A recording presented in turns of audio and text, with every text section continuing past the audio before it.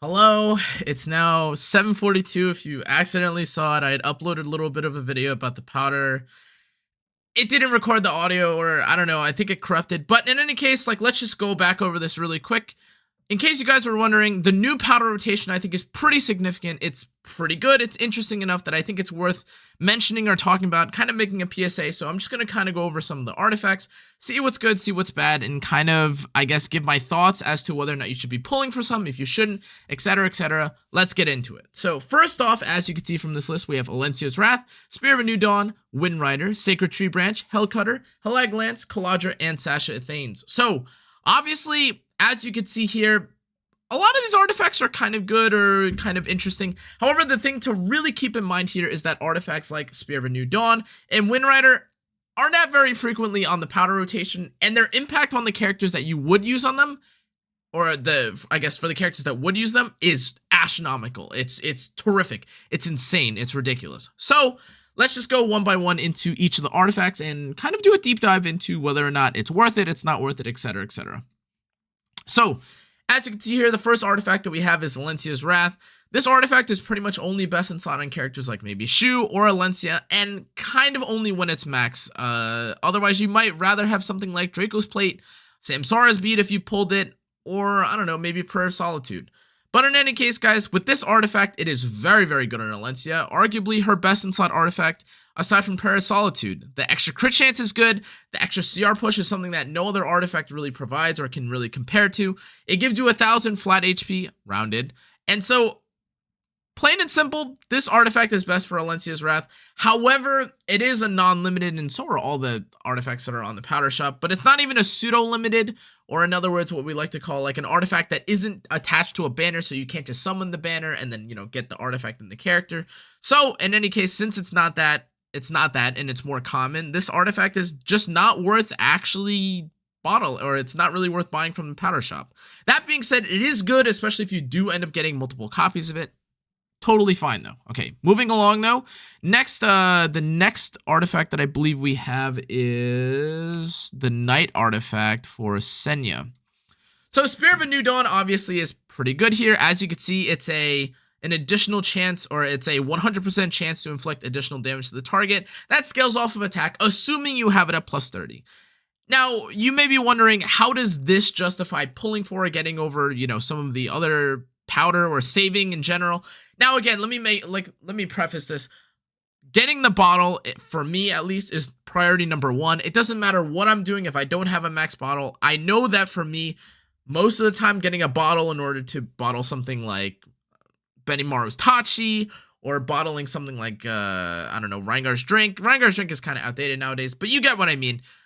A lot of these artifacts that are limited, they deserve a lot more priority than a Spear of a New Dawn, which you could just pull from the Covenant banner. So with that being the case, I wouldn't necessarily, or I guess I would hesitate and have to reconsider whether or not I would pull even a great artifact like Spear of a New Dawn over the powder, or the bottle. However, assuming that you have enough for a bottle and you have some leftover powder, Spear of a New Dawn is a perfect choice for people that are trying to play, Senya, or want to make sure that her artifact procs. These are huge.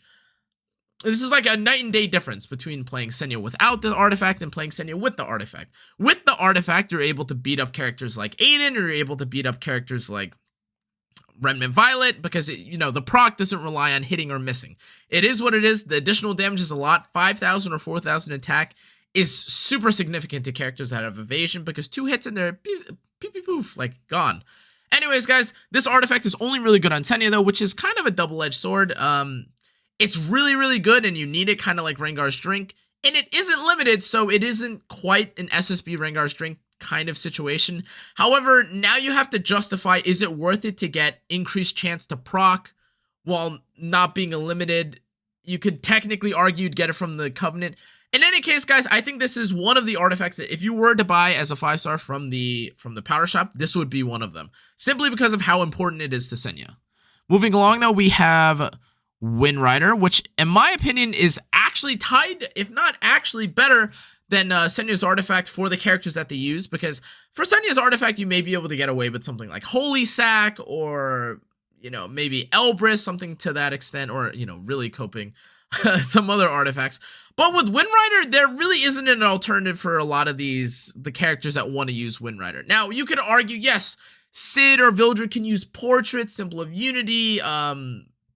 Vildred could even use his own artifact. Kisei could use her Alexis Basket, or use an Alexis Basket.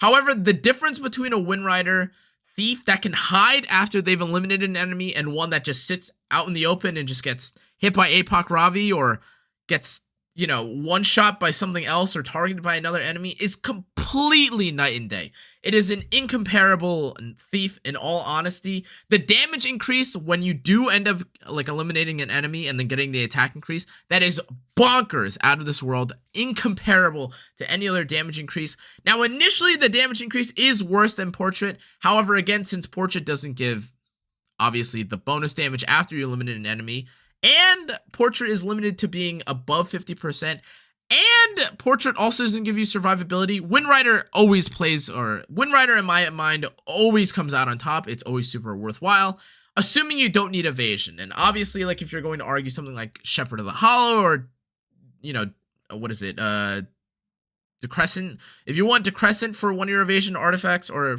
as one of your evasion artifacts, that's fine. That's not what this Wind Rider artifact is for. This is a damage artifact for specifically characters that, you know, obviously want to hide, do damage, but also have survivability, but don't have evasion or the stats to back it up, i.e. Sid and Vildred.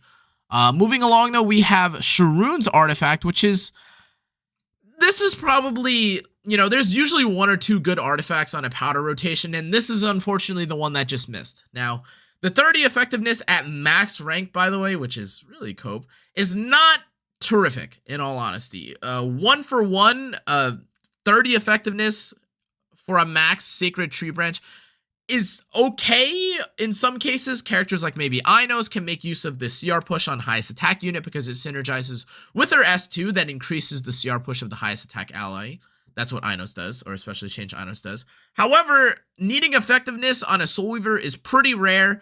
Sharoon herself doesn't even want this effectiveness or even want to use this artifact. It's actually much better for her to use Guardian Ice Crystal, which is obviously the most broken Soul Weaver artifact, or if you didn't know, it is the most broken Soul Weaver artifact, just because of how much healing you get, how much cycling, how much restat you get. In all honesty, most Soul Weavers would probably prefer something like 15 free effectiveness over, or 15 free effect resistance over 30 effectiveness. This is just kind of a no-brainer. The healing definitely outpaces the CR push as well. So, though it is a niche but usable artifact, definitely not something you buy on the powder. Pass. Now, moving along, if I recall, now we have the 4 stars. I have to make like a special notice, and I said this in my last recording, which unfortunately I kind of got, I guess I got corrupted. For Hellcutter here, the Hellcutter artifact, none of these artifacts in general are going to beat the value of a bottle, or, you know, the bottle that you get that you can pay for 240 knowledge, you can get 240 powder for. All of that is super, super valuable. There's no way you're going to justify buying 4 Hellcutters over getting the bottle. And just to be clear, so we know exactly what I'm talking about, we can go over it really quick if you take a look at this. This bottle of knowledge is always going to be more worthwhile just because it can limit break any artifact, in other words, get another copy of, or you can substitute this instead of having like 2 of this artifact, for instance. So with that being the case, it is definitely not worth it for you to actually, you know, invest in something like Hellcutter. You know, maybe debatable about the other 5 stars, but definitely not on a 4-star. It is by no means worthwhile to invest 4-star powder, or like the powder you would have used on bottle, on Hellcutter. That's completely useless. However, this artifact is really good. Attack and crit chance of the caster increasing by 4% per turn. Insane, right? You know, characters like Little Queen Charlotte gain upwards of what, 100% equipment score or something like that, like 100 free stat, which is insane value, right? Assuming you get 10 stacks of Hellcutter. And if you're doing something like PvE, a character like Strays, who does a lot of damage on his skill 3, loves attacking crit chance. So if you're able to prevent, you know, Strays from dual attacking, or something from, you know, activating the Hellcutter stacks, because they wear off after you hit, or after you use a skill, this artifact is really, really good. However, again, this does require you to be really slow, so that is why characters like Strays and PvE and Little Queen Charlotte are really the only characters that use that. That being said, though, it's a decent artifact, just not worth powdering for. Moving along, we have Havlance, which is a bit more of a cheese artifact. It does have its uses sometimes on stuff like LRK or Trozette. Trozette is most likely the best in slot Havlance user. He uses it because, as it reads, increase the caster's combat readiness by 10% after an ally except for the caster is attacked by a single attack. So, in other words, right, all you have to do is put like the, you know, your squishy target in the back line, and then have Trozette have the artifact. And now if you want to beat up the character in the back line, whether that's Aiden, whether that's Apoc, or whoever it is, a Soul Weaver, now you have to push up Trozette twice, because Trozette's passive, if you didn't also know, is that he pushes up himself whenever the ally in the back gets hit. So pair that with Havlance, and now you can get some funky combat readiness, like stealing turns or taking turns before other people kind of nonsense. So again, similar to Hellcutter, it has its niche. It's good on the characters it's good on, i.e. Trozette. LRK if you want to make sure that you get a turn kind of quickly, or sometimes even Arrow Wall. But ultimately, is it worth your powder? Maybe for one copy, but definitely not over bottle. And as I mentioned, I'm going to sound like a broken record.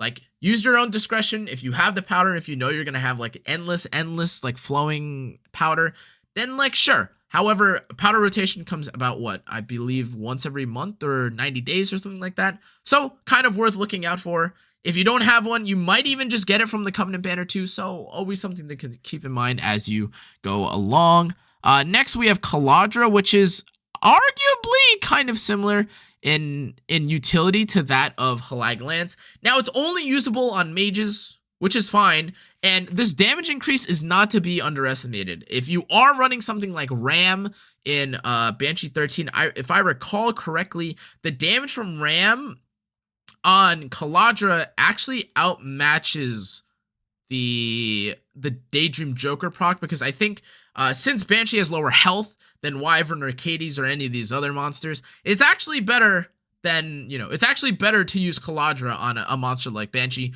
Side note, Cadiz DDJ doesn't even work, so like it's not worth investigating anyways. It applies like half the effect. Who cares? Anyways, guys, Kaedra is probably going to be your best in slot for a couple of mages, especially DPS mages, when you're doing PvE, and that's it. But that being said, when you're doing Nightmare Raid or you're doing some other sort of PvE content, it would be worth it just to switch over to Kaedra if you have it. Powder worthy? No, definitely don't start investing in Kaedra for fun. Getting one copy is definitely fine, but even at level 1, you know, or at like level whatever the base rate is, it could be like 20, 30, etc., etc. But ultimately, you could probably just put on Portrait or Tonfas, and it will suffice. Or even that new artifact, the one that we were given that's like a prelude or something of the new era. It's the Portrait equivalent, or Portrait of the Savior equivalent. If you don't know what Portrait is, it should be... Surely it's in here. Yeah, if you have this artifact, you could basically replace Kaedra, so it's not that big a deal. But moving along from Kaedra, because Kaladra's decent, but not like the best.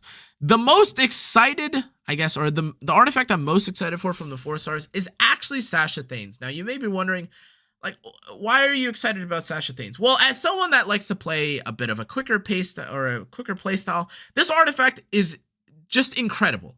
The increased combat readiness of all allies by 16% at max when you eliminate a single enemy, that's insanity. That's literally just crazy. Because in all honesty, what you're basically looking at here is an artifact that allows, you know, a whole team to potentially even take a turn before like a 4th or a 3rd target takes a turn.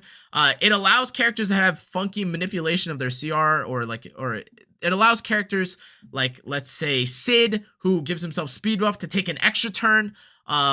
If you're really fast on someone like Ran, and like you eliminate someone, and then there's like a Sash, there's like a Sashath proc, you can start taking way more turns than you ever would have taken before.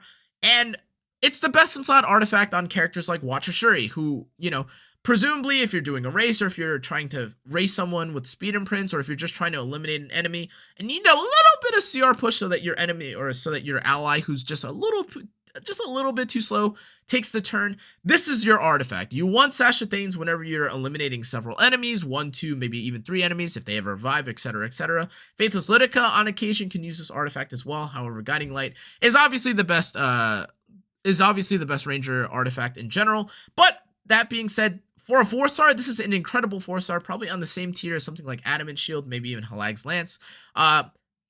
I would probably at least get 1 copy of Sashathanes if you don't have one, because I do think it is really important, especially when you're racing in order to be, or, you know, racing as in fighting against speed focused characters. I think it's really important in those scenarios to at least have 1 of these so that you can guaranteed take a turn, or like a slower character can guarantee take a turn, Vildred can get pushed up, etc., etc. But as always, not worth a bottle, or not worth giving up over bottle, and you know, only basically after you've afforded everything and you've gotten the other 4, like 5 stars that I've recommended already, do you start consider something like Sashathanes. But in any case, guys, like as you can see from the list again, here's the full list. As you can see, Alenas Wrath, Spear of a New Dawn, Wind Rider, Sacred Tree Branch, Hellcutter, Halag Lance, Kaedra, Sashathanes. I'm not going to stall for any longer. This is one of the better powder rotations in all honesty, because everything except for maybe Sacred Tree Branch is pretty usable on this powder rotation. If you didn't know about Wind Rider is also, I think this is its 3rd appearance on the powder shop ever. Not recently, not in the past 6 months, not in the past year. In all the years of EpicSeven, this is either the 2nd, 3rd, or 4th rotation ever that has ever shown up in the powder rotation. So if you want one, or if you don't, you know, you're sick and tired of waiting for Covenant to pick one up, now's your opportunity to. But anyways, guys, that's going to be it for this video. If you enjoyed, make sure to like, comment, turn the notification bell. Let me know what you think about this rotation, what you would recommend to new players, what you've told your friends to pull for, or if you think any of these artifacts are maybe too infrequently shown up. But anyways, guys, that's going to be it for this one. Make sure to check out all my socials as well, all the platforms where I post my infographics, help, and all my unit stats. As always, guys, I'll see you all in the next one. Adios.